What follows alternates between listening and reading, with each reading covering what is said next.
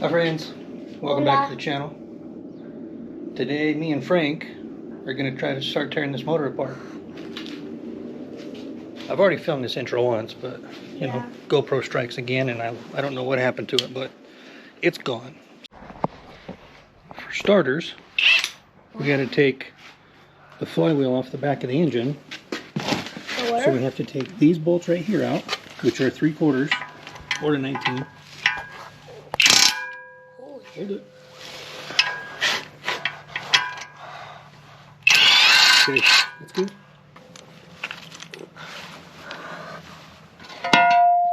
Okay. Now we'll just set that to the side. Now what? Well, we don't need that anymore. Okay. Got the back plate ready, and we are just Screwing these in. just starting our flywheel bolts back in the back of the crankshaft, just so we don't Okay, lose them. I'm taking these off to screw it in. Yeah, I ain't gonna use those. Gloves are too big. He can't do it.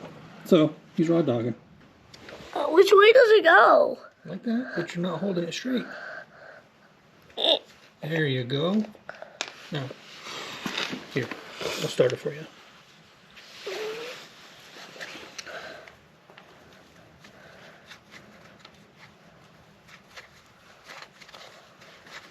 That one's kind of hard to turn.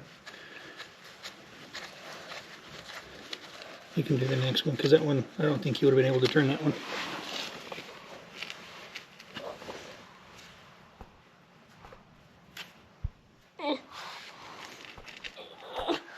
At least I got it started. Is this one hard too? There you go. You had it started a little crooked. Oh. See how easy it is now? Yeah. There you go. Now, Oh, dang it. man down. Man all the way down. Okay. When I get ready to put an engine up on the stand, I leave these finger tight so I can still kind of move them around a little bit, you know? And I also have these. These are 7/16 by, I believe it's a 14 thread pitch. And these ones are 3.5 inches long. This is either going to work or the engine's going to fall. We'll find out. So, just take one That hurts my mom. in here a little bit. Leave it kind of loose. Finger tight. Yeah, finger tight. I need to grab the rest of my bolts, but Oh, sorry. these stupid fuel injection intakes, kind of a bear to get apart. 2 bolts here in the front, 1 here on the side. There's 1 peekaboo and clear in there, which is a nightmare to get to, by the way. I believe it. And 2 back here in the back. Worst part about this bolt in here is you can't even sneak a wrench up in there to get to it because your fuel rail's in the way. So it has to be done through that little hole right there. Look at that. That's as long as your arm, dude. Holy. Wait. That is. Yeah. I told you. Holy crap.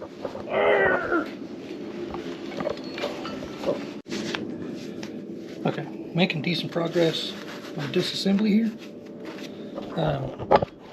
Got the alternator out, power steering pump out, and I just loosely put all the bolts back in where they go.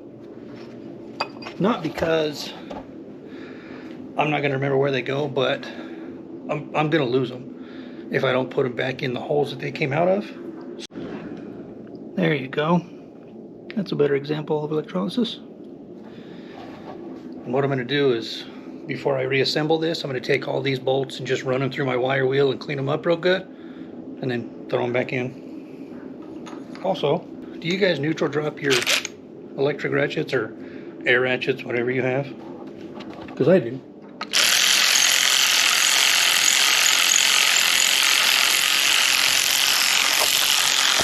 Brother. I just got the water pump off, and I got to tell you, I am so happy that I decided not to just throw this in there and send it. Look at that. Huh? There you go. Okay, after a little bit of cussing and swearing, finally got it in place. Let's see if it pulls off.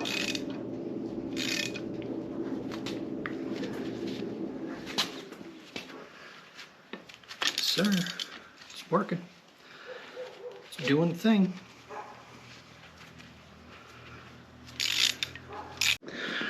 Well, made a righteous mess all over. And as I'm letting the oil out, that's not oil. Which again, makes me happy I decided to tear this motor apart. I don't know how much water I'm going to find before I find oil. And I did say that this engine stem was not going to be pretty for long. The back part of this oil pan is lower than the front. It's lower than the front.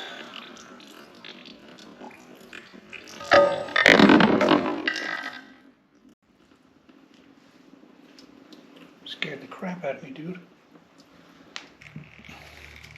But like I was saying, before I was rudely interrupted by a timing chain cover falling in my face, the front of this oil pan is not as deep as the rear. So once the front's done draining, I'll pop the plug back in it. And I'll pull this plug right here and just let all the oil come out. So, look who's back. Went inside, had himself some lunch. Would you have a meat witch? Yeah. And some chips? Doritos. I'm still waiting for oil to drain. I don't know if you guys can see that, but that's just water coming out of there.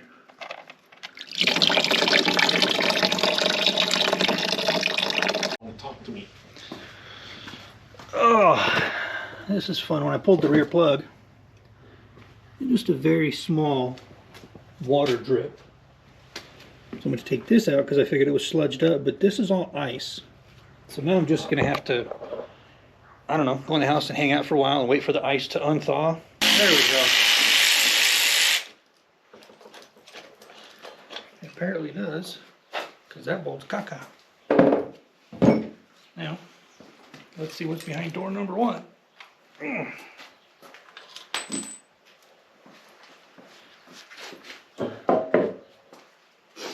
My discard parts pile is growing, which is a good sign. Down here in this valley, doesn't look terrible. I mean, it looks like it's been ran pretty hard, but it's not like there's not a bunch of gunk built up in here, none of that shit. I knew something was sketchy when I went to take this sensor right here out, because I thought it was just sludged up or something down here, and this would get to the end of the threads and it wouldn't. I couldn't get it to pull out. And then I put a light up in here and you could see the ice.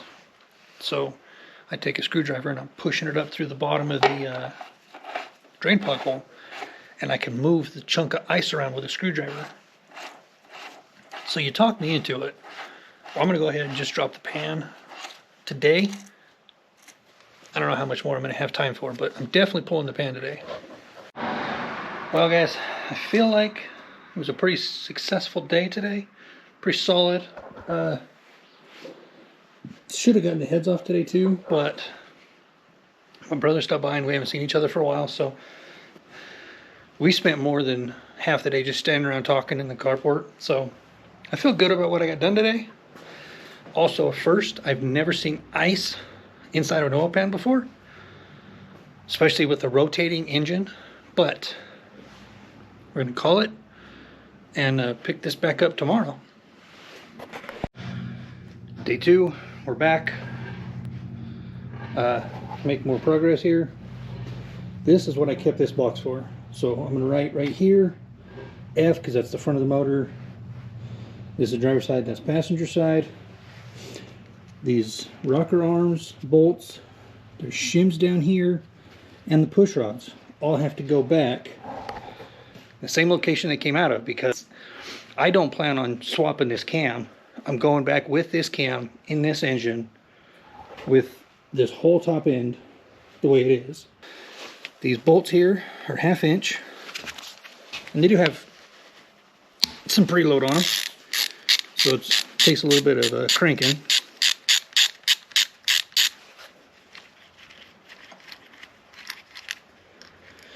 It's just a bolt and a washer.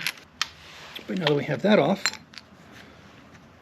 so you pull all this stuff apart. It's a bolt and a washer. And your rocker arm, inside your rocker arm is this little, I don't remember what they call these, little girdle. Have these oil grooves in there. Oil grooves in there, so none of this is a wear item. Damage. So I put both of these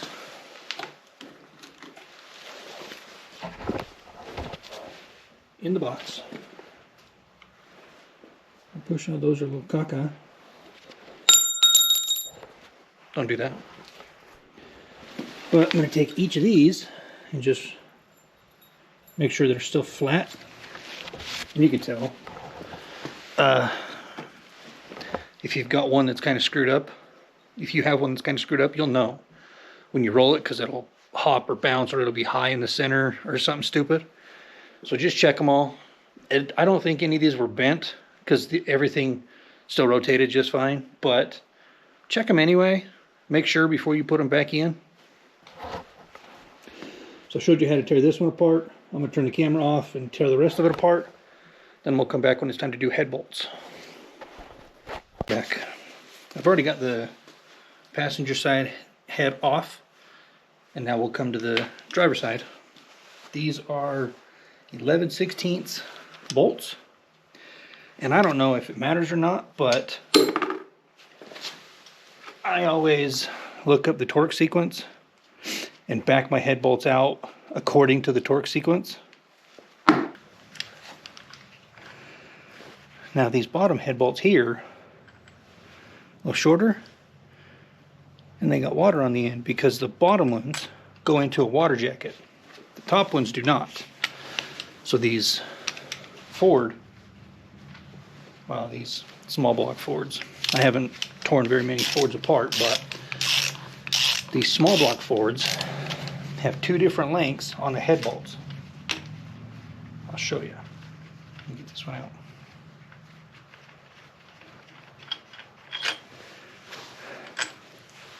See?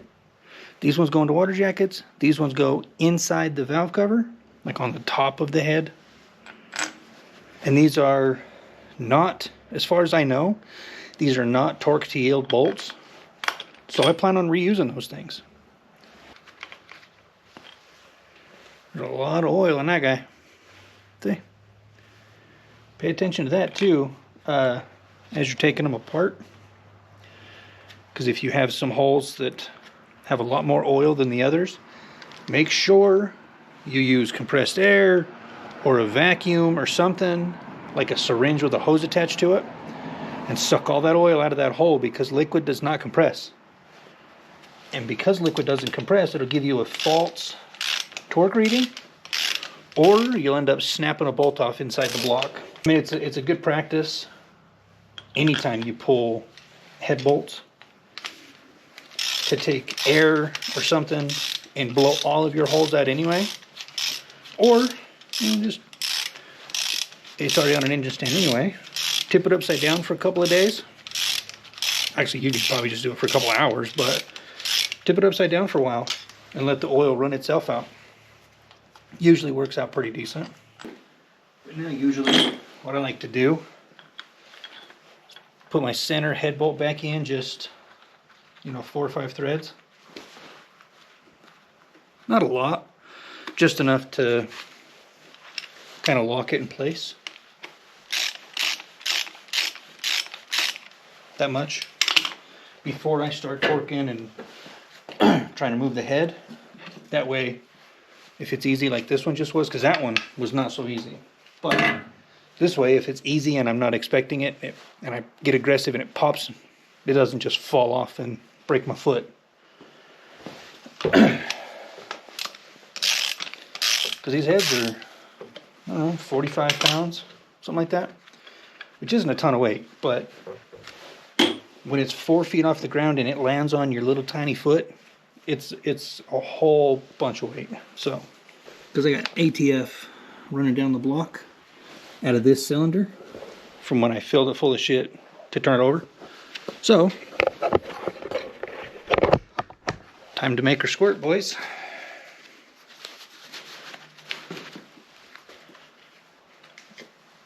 Come on, get out of there. There she is. Whew. Okay. They actually look pretty good. I mean, there's a lot of carbon in there, but, you know, it's a used engine. It always is. So, now we have a topless 302. I forgot to film some shit. I took the timing set off, which was just this one bolt. And it also had the fuel pump geared on the end of the timing set, but it's one bolt. I didn't think you guys needed to see it. Now it's time to pull the cam out, which these 2 bolts on the cam retainer, and they're both 7/16, and then I'll set you guys up over there somewhere and I'll walk the cam out. Don't know if this is a good idea or a bad idea, but it's the one that I come up with, so it's the one that I'm going to go with.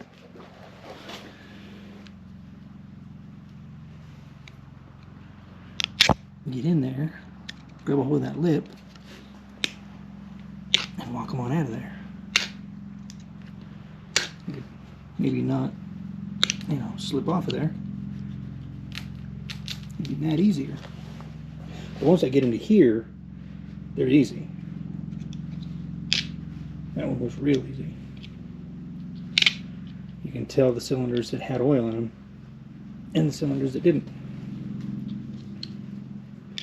Easy peasy. Those ones, super easy. Walk right out. These all have to match up to those push rods there. So, like these 2, go with those 2 push rods in that exact order. So, this one with that rear push rod. That one. You get the point. So on and so forth. Make sure you match up your parts to the hole that they came out of. I'm going to walk all these lifters out and we'll be back. Alright, I got it. It was a little stuck in the bearings, but it's coming out now. You gotta hold on to the snout and kind of rock it around a little bit as it comes out, because the bearings are tight tolerance. And don't yank it out. Like if it hangs up on you, just be patient. You can look down in the bores here. And that's just water. But I'll tell you, those cam bearings actually look pretty good. Let's be honest here. Even if I looked down in there and seen worn out cam bearings, no, I didn't. Because, alright, some days have passed. I've had a bunch of other stuff going on, but we're back. And it's time to disassemble, well, to finish disassembling this engine, which means we have to tear apart the short block. So the pistons all have to come out, oil pump comes out, crank comes out. Then it'll be time to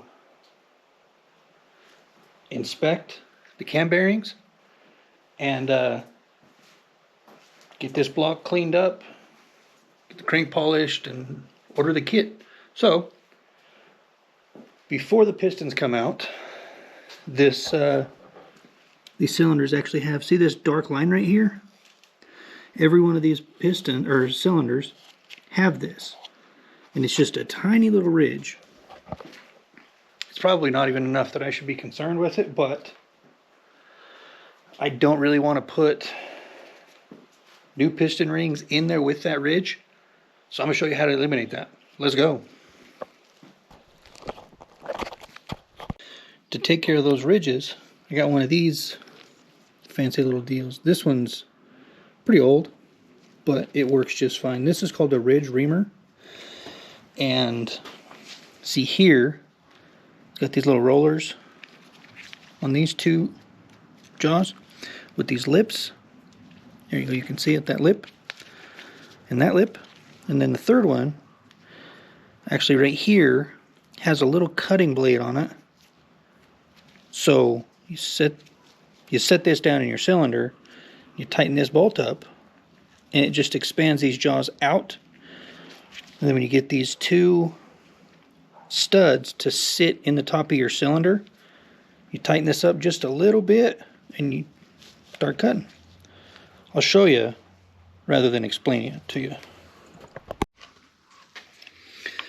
So I've got this cylinder down far enough that this will clear. So I got a long ways to go here. Okay, I have sized it out to the bore. Now I'll take some, I have cutting oil, but you can use any kind of penetrating oil, WD-40, PV Blaster, whatever. Just set it down in there and snug this top bolt just enough that it stops.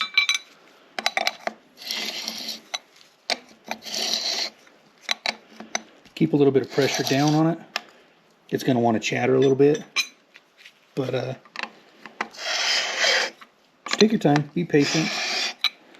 Don't try to cut a huge chunk of it at one time because you're going to make a mistake. So don't get aggressive.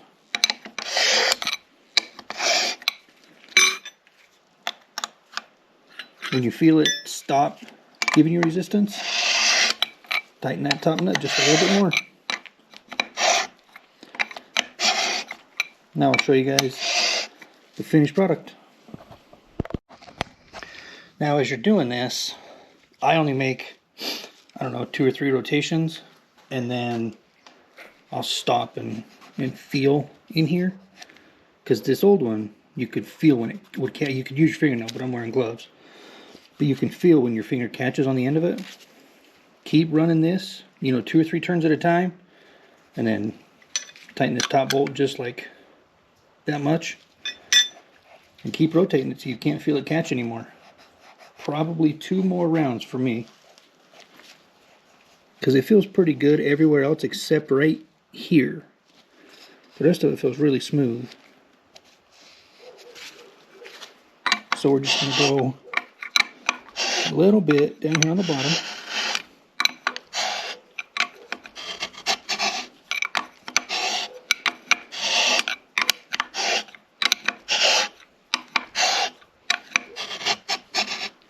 Now, I can't feel it catch anymore, so back this back out, 2 turns or so,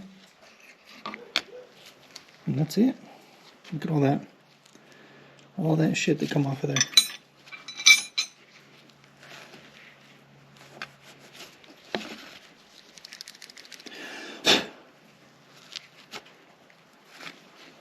That's it. It's that simple. Now look, I'll show you what I'm talking about. Now that ridge is gone, and that piston will come out without the rings catching on it, and it's ready to be honed. All in all, that hole took about 7 minutes. It's not bad. So now I'm going to go to the other side, and I'll do this one because it's down far enough. But once I get those 2 done, then I have to rotate the motor until the next set of pistons goes down in the bore. Do it again, rotate it till the next set's down. You get it. So I'm going to bang these out, and then I'll see you guys when I get done.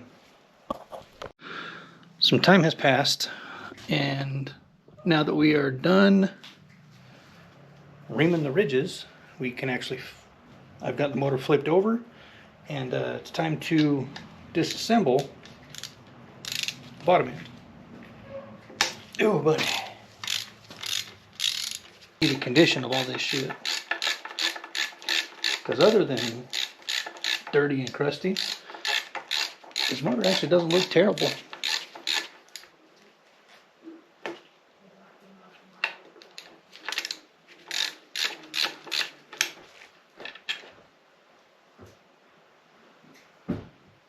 Not going to reuse that pump, but I probably will reuse the pickup tube. So set it over here with my pile of parts that's steadily growing. Save that, by the way, your drive gear. Okay, so see there? That's a 4 and a 4, so that cap and that rod go together. Here, these ones are 7s, 6s, 5s, so on and so forth. You get the point. Now I'm going to break all of the rod bolts loose, but I'm going to have to rotate the assembly to get to some of them, because like I can get to these 4 here and these 4 here, and then we're going to have to rotate it. Now these are 1/2 inch.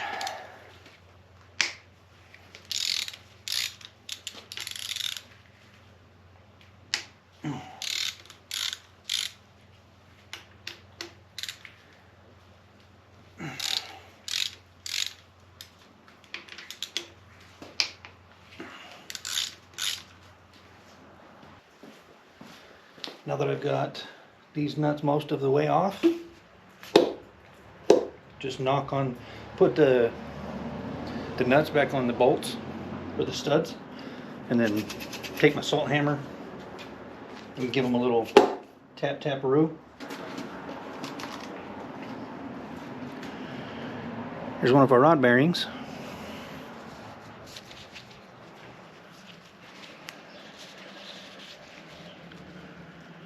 And they look a little crusty, but realistically they look pretty damn good. I'm happy with it. Crank looks really good. All good news.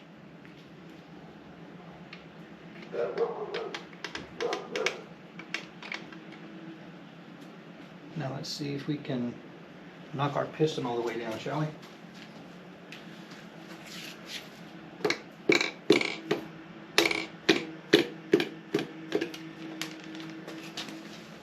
Drop the nut on the ground, that's fine.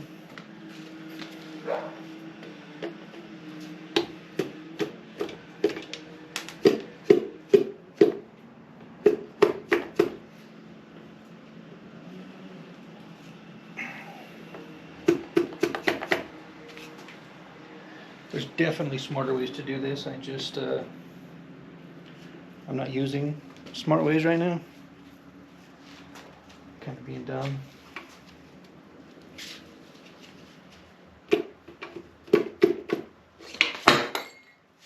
Or you can do that. That works too. It wouldn't be a good, entertaining video if I wasn't dropping pistons on the ground, would it? So a rod bearing here, again, looks a little worn, but there's no, well, there's just a small trace of copper. You guys can't see it, but it's just barely starting to glaze right there, and that's fine. We're not reusing them anyway, so. But here is what I wanted to see. Our skirts look really good. The domes look great. All the rings are, doing ring things. It's actually got 302 punched right there. So these are stock pistons. These are stock connecting rods. Everything. Wrist pins feels good. 100% reusable on this piston. So now we're going to just take the cap and set it back on. And by the way, the caps are directional, which is why when I pulled it apart and I pointed out the numbers, that these were stamped. 4's there, and on the cap, the 4's on this side. These are directional because you have oil grooves, or not oil grooves, but the lock groove right here that holds your bearing in place on the cap and the bearing, and they go on the same side. So now I'm going to pop the other 7. If there's any issues, I'll let you guys know. Now we have an empty block. Got it all stripped down. Let's have a little show and tell, shall we? That one got some copper showing through, or brass, or whatever the hell it is. So it was on its way out anyway. That is the rear, and it's got some copper showing through. Not on the block side, just on the cap. And I've got just a little bit on these two. These are 2 separate pistons. But all in all, it actually looks to be in pretty decent shape. I mean, all things considered, it's been through who knows how many miles were on the car that it came out of, or truck or whatever. And I went through a Derby. It's in pretty good shape, really. Oh, I forgot to show you. That one has a little bit of wear in it too. But, like I said, all things considered, it's in pretty good shape.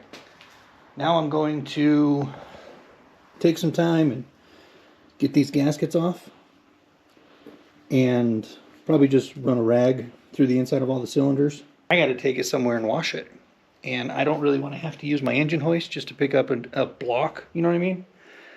So I'm going to do all this stuff off camera, and this is going to be the end of part 1 of this engine series. So I'm like I said, going to take this engine down and clean it, and then I got to order the rebuild kit. So all of this stuff is just going to get parked for a few weeks until the parts show up. So yeah, stick around for part 2 of who knows how many. I don't know how I'm going to split this video series up.